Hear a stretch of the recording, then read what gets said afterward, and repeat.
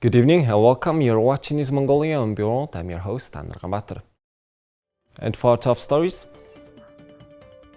businesses with special permission will be allowed to be open until 5 a.m. The Omicron variant results in 10 times fewer serious disease or even death compared to previous variants.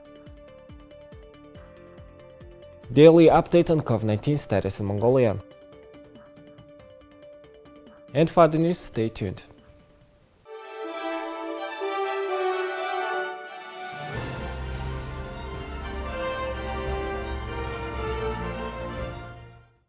The mayor of Ulaanbaatar city issued 2 decrees on Monday, and those decrees, the ban on the sale and serving of the alcohol on the first day of each month was repealed. An ordinance has also been issued to establish working hours for some end businesses and organizations engaged in trade and services that will allow them to keep working until 5 a.m. The mayor of Ulaanbaatar made these decisions in support of businesses. The Ulaanbaatar City Governor's Office informed us about this change in time regulations and bans. Mukhirtan, a senior advisor to the mayor of Ulaanbaatar, gave more clarifications about the changes made. Due to the pandemic, all service centers were closed at midnight. Food and trade will continue to operate until midnight. Restaurants, bars and cafe services providers can operate until 5 a.m. if they have dedicated premises and special permission. However, if it operates on the ground floor of an apartment building, it will have to close at midnight. The ban on the sale and serving of alcohol on the first day of each month has been revoked by the mayor of Ulaanbaatar. The capital city's governor issued 2 decrees yesterday. The decision to ban the sales and serving of alcohol on the first of each month has been repealed. In addition, chain restaurants and convenience stores can be open 24/7. Stores and enterprises that do not have a dedicated premise and are operating in an apartment can work until midnight. There are a total of 283 convenience stores in the 6 districts of the capital city. Convenience stores are now open 24 hours a day. This decision is one made by the capital city governor to support businesses and create an open business environment. Convenience stores include CU Circle K and GS25. There is a specific standard for convenience stores. These shops with independent premises are open 24 hours a day, except for those that operate in public housing areas.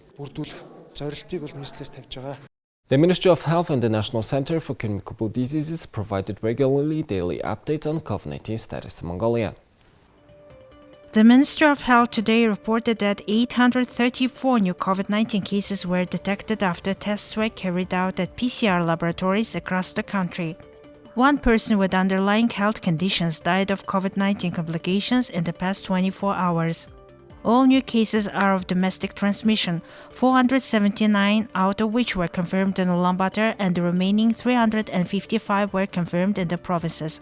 6,167 COVID-19 patients are being treated at hospitals nationwide. Additionally, 20,637 patients are being treated at home. Among the COVID-19 patients being treated at hospitals nationwide, 1,723 are showing mild symptoms of illness and 48 are in critical condition. As of now, around 2.17 million or 69% of people have had 2 doses of COVID-19 vaccine and 31% of the population has received a booster shot so far. Mongolia is one of the leading countries in the world with its early and targeted vaccination program, and it has gone through the various coronavirus waves without frequently imposing strict quarantine measures. Deaths of COVID-19 have reduced tenfold in our country since the transition to the Omicron variant. Experts expect that we are moving from the pandemic stage to endemic stage. It is becoming more like the annual influenza season. Symptoms of the Omicron variant appear to be milder. Although it is more contagious than previous variants, it jumps from person to person much quicker. Scientists in many countries are agreeing that the virus is spreading more like influenza does. Especially, deaths have been reduced tenfold during the Omicron variant phase, so many countries are starting to believe that people can more easily adapt to this now flu-like illness. In our country, herd immunity is well established and vaccine coverage is high. The high number of people who have recovered from COVID-19 is believed to be one of the reasons of the strengthening herd immunity. In the future, we believe that the economy and the education sector will be able to operate normally. Amid the global surge in Omicron variant infections, the government of Mongolia adheres to a strategy of widely inoculating the population with a third dose of a COVID-19 vaccine and administer a fourth dose on a voluntary basis to navigate this new wave rather than imposing new strict lockdown measures to do so. Scientists say that the vaccine needs to be re-administered regularly. This is because vaccines are still the most effective way to prevent a pandemic. Countries offer additional doses of vaccines for a fee, but our country has enough stocks of vaccines to provide free vaccinations to all citizens. Over time, I think vaccine regulations will probably change. There is speculation that a combined version of a COVID as well as influenza vaccine might be available in the near future. Citizens are able to voluntarily get their fourth dose of a vaccine once 3 months have passed since they received their third dose. In addition, those that have recovered from COVID-19 and who have received a third dose can receive their fourth dose 21 days after their complete recovery. Both Pfizer's community vaccine and Sinopharm's vaccines are available to citizens. However, in general, doctors recommend we keep using face masks from now to reduce the risk of COVID-19 infection, as well as the regular use of masks to prevent influenza and tuberculosis. Now let's take a look at Mongolia's current affairs. The National Energy Institute of Russia commented on the benefits of the Power of Siberia 2 gas pipeline route passing through Mongolia. In an interview with the website Gazeta.ru, analysts said the Gazprom would save millions of dollars by building the pipeline through Mongolian territory. A senior expert at the institute, Sergei Kondratyev, said, by passing Russian natural gas to China through Mongolia, Gazprom will be able to increase its plan to supply 48 billion cubic meters of gas a year to 55 to 60 billion in the next 10 years. Alexander Frolov, Deputy Director General of the National Energy Institute, said the new road through Mongolia would save Gazprom millions of dollars. The road was originally longer and planned to be built through part of the Altai mountain range. He added that Mongolia's annual natural gas consumption is relatively low, even though the contract price is high and the Gazprom will not be able to make much money from direct trade. Even though the contract price is high and the Gazprom will not be able to make much money from direct trade. Experts estimate that Mongolia's natural gas demand will reach 3 billion cubic meters by 2030. In comparison, China consumed 370 billion cubic meters of gas in 2021. With that amount of trade in mind, he highlighted that it makes no sense to consider a separate supply of gas to Mongolia.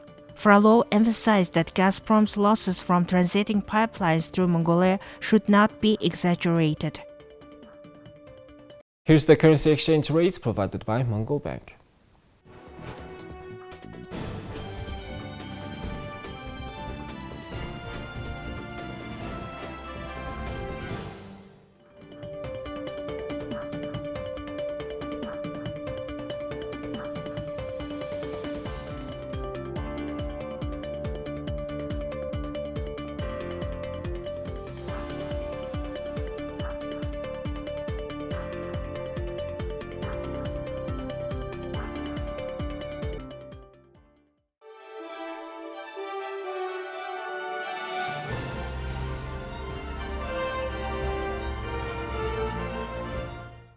Now let's take a look at our regular feature on sports.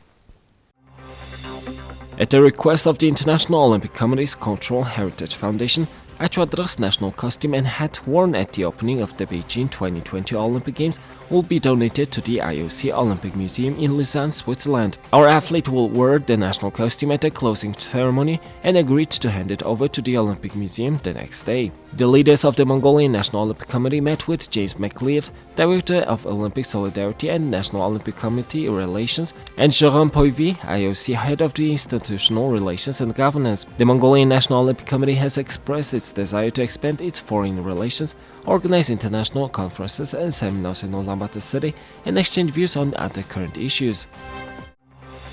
The State Committee for Physical Culture and Sports has set 4 goals to encourage citizens to be active in 2022.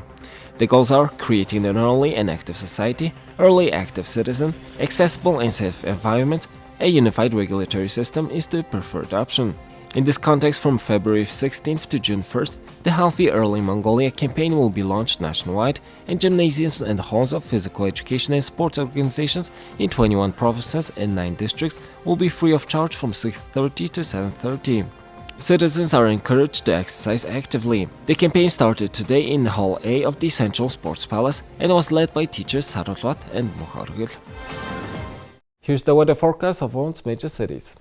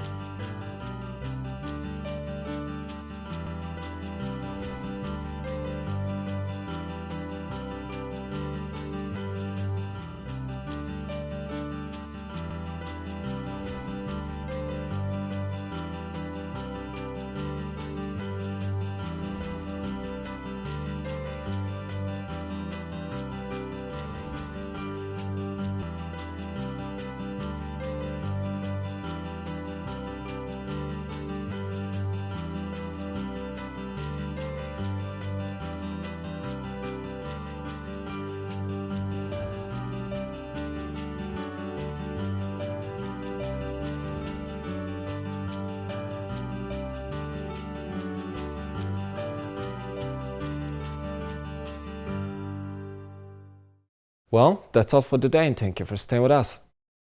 We will see you tomorrow with more news and updates. Have a nice evening. Goodbye.